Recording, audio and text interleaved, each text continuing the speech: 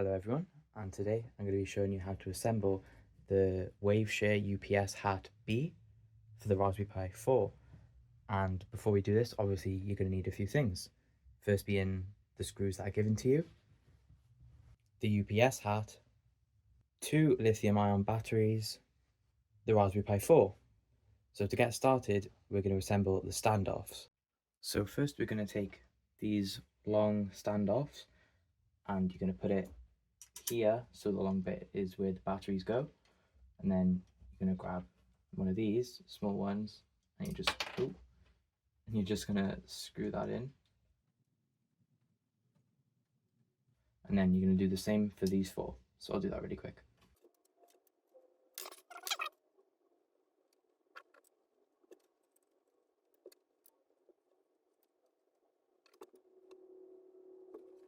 Now that I've got the standoffs on, I'm going to attach it to the Raspberry Pi. So first, what you're going to make sure to do is check on the bottom, and you see it says off, on. You make sure this switch is off. So on, off, because we're going to need to put the batteries in after we put it on the Pi. So you can see these 4 pogo pins here. These line up with the GPIO pins on the bottom of the Pi by here, this top rack by here. So it's going to be like this. And you need to use these roundish screws. They come with 2 sets. And the other set is for this little clear piece, which looks like cardboard, but when you get it, it looks like cardboard, but you just peel the corners off on each side. And I've just fingerprinted that, but it's okay. And then you get this clear bit.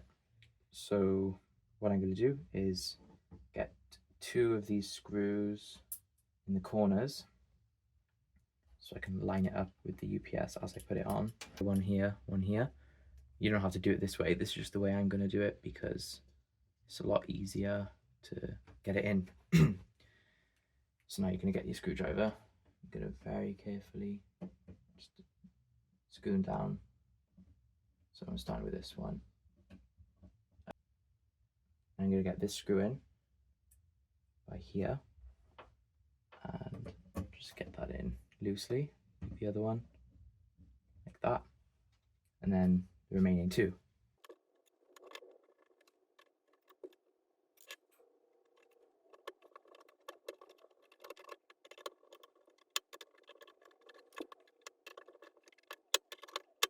Okay, so now this is properly in, and you know that's not coming apart. And now we need to put the batteries in, and they come in these little containers by here. So you just pop them off like this, and then you have your batteries. So obviously you're going to know how to line up batteries, I hope. And plus side is here, so we're just going to get that plus in here. Now these are quite a tight fit, so if it feels like it's not going to get in, trust me, it will. You just got to give it the right amount of force. Okay, that's in. And you know, same as the other one, minus, minus.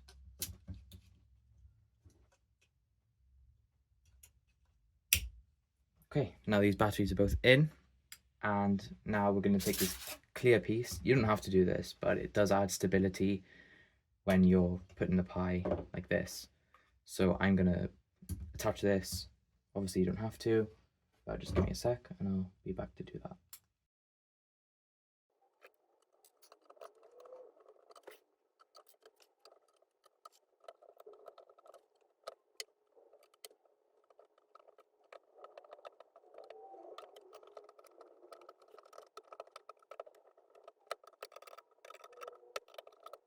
Okay, now I have this clear piece screwed on.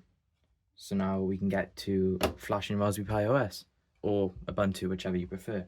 But for this video, I'm going to be showing you how to install Power Outage Twilio, which is something I made and published on GitHub for people to use to send notifications when power goes out using Twilio SMS messaging. So first what you're going to do is move the Pi to the side for now, and you're going to use your computer. I'm going to use this Mac. You can use any computer, and you will need Raspberry Pi Imager, which will be linked below. And yeah, so now I will go through that with you. Okay, So now we're going to be installing Raspberry Pi Imager. I already have this, but you may not. So first, we're just going to go onto Google and search Raspberry Pi. And here it is, raspberrypi.com/software. And here, Raspberry Pi Imager.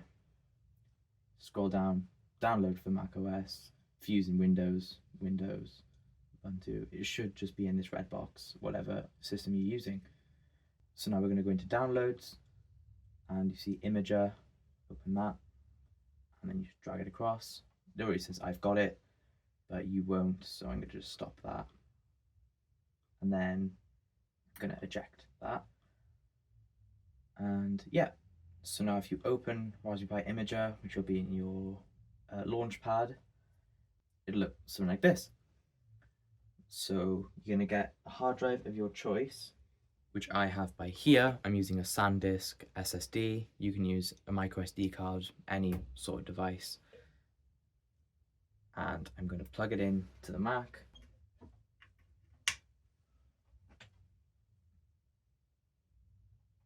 Should have SanDisk Extreme 500 gig. So now you're going to choose the Raspberry Pi device you're using. Obviously, we're using the Raspberry Pi 4, models B, so we just click. Okay, now it says choose OS. You're going to click that. I'm going to hit other general purpose OS, Ubuntu, and I'm going to hit Ubuntu server, but watch out. Do not press 32-bit. You're going to find 64-bit because that's the type that Raspberry Pi 4B uses. So I'm going to hit 2310 64-bit. You're going to hit next. It's going to say, would you like to apply OS customization settings? Now, I am going to do this, and I'm going to hit no for that. So you're going to have a host name, which I'm going to set as coal boiler, because I'm using this to identify if the power for my coal boiler goes out. Now, you name this whatever you want. I'm going to set username and password.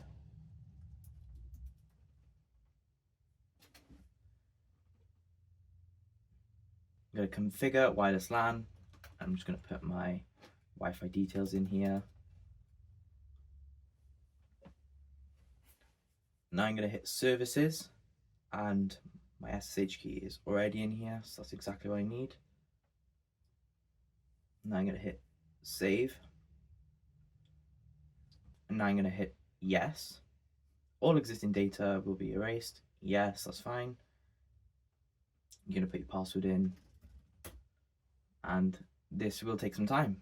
If you haven't already used this before, it shouldn't take too long for me because I have, but I'll see when it's done. Now this is done, I'm just press continue, and then we can go ahead and close the imager. And now what you're going to do is take your SD card or drive out of your computer. And now you're going to put it inside of the Pi.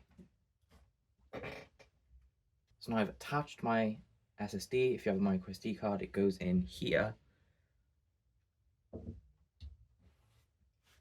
And now you're going to take the power plug that is given to you with the UPS hat, and you're going to plug it in right in here, inside the hat. And now I've plugged it in. What we can finally do is now switch this on. Now you see the Pi comes to life. So give it a minute, and now we'll remote into the server and set the software up. It's been a few minutes. The Pi should finally be ready to get remoted into. And now I'm going to take you back to the computer, and we'll do that.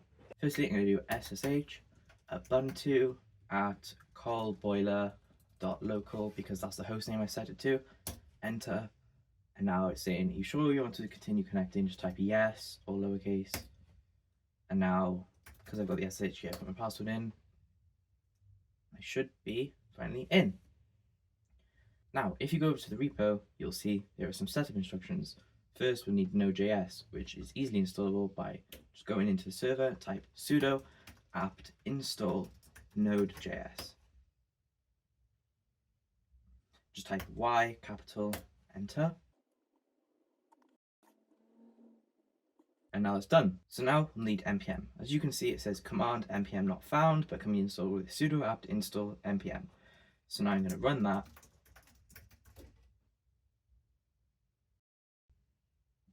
type y again.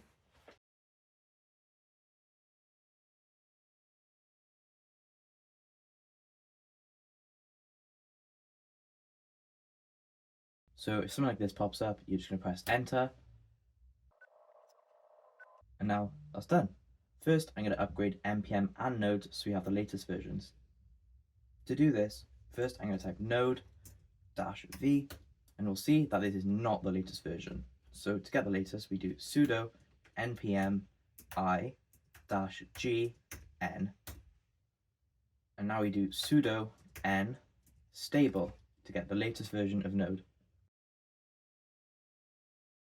And now we're going to type #-r. Now if you do node-v again, you'll see v20.11.0, which is the latest version. To get the latest version of npm, do sudo npm i-g npm at latest. And now we're ready to clone the project. First, we're going to go here, code, ssh, copy, and now we'll do git clone, paste, type yes. Now I'll have to enter in the password for my ssh key. Now I've cloned the repo. Now if you do ls, we'll see it's right there. So now we cd into it, run npm i to install the packages.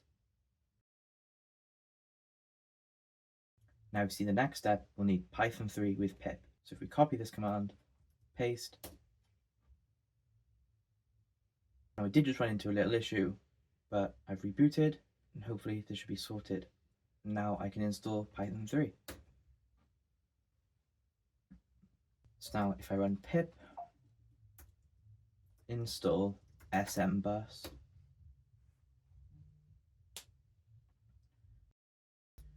you may get this error, which is why in the repo I've got this command here, which will do the exact same thing, but work. Type y,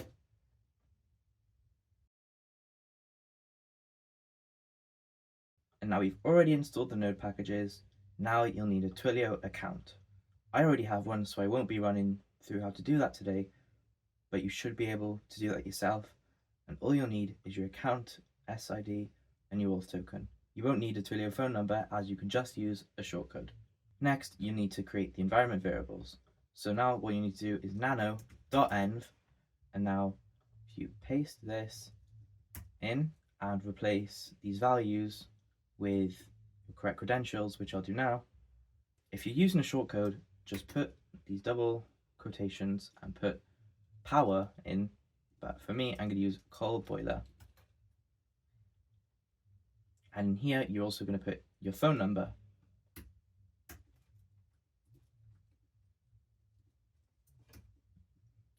If you want to use another phone number, you can just add another one right here.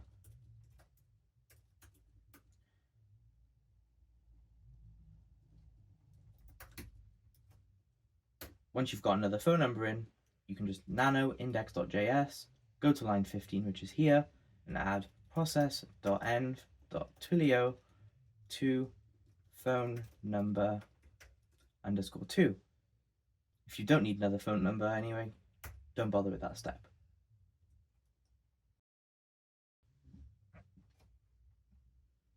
Now let's test. If you run node dot, should initialize Twilio, and then it will check the power every 5 seconds. There was an error in the Python code, but now I've just fixed it. So if I rerun, it should work.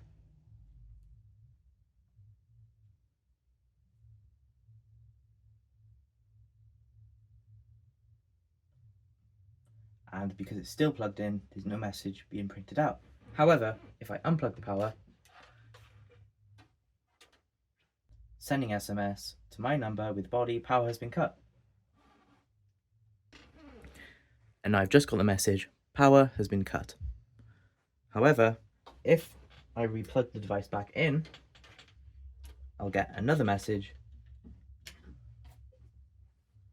And as you can see here, sending power has been restored.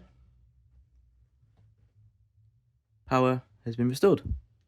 Say you'll want this running 24/7. You won't want to have an open SSH session on another computer, as that'll just waste energy. Which is why here there's a PM2 setup. So now I'll run you through that. Copy the first command, hit enter.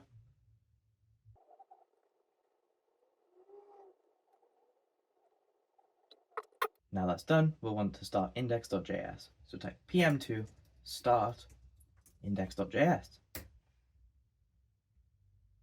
Now that's done. Now we'll want to give pm2 the permission to start up on boot. So now if you type pm2 startup, here's a command that you just copy, paste, hit enter. Oh, that's fine. Now pm2 save.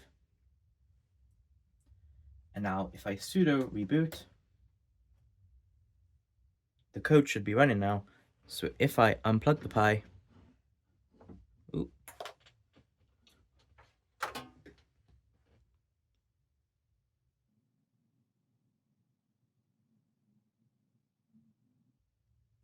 you can see I do get the message, power has been cut. And now plugging it back in will also give me another message. And that is the setup done. I hope this was all easy for you and not too hard to follow. If there's any issues with the code, just report an issue either on this video or in the GitHub repo, which will be in the description. Thanks for watching.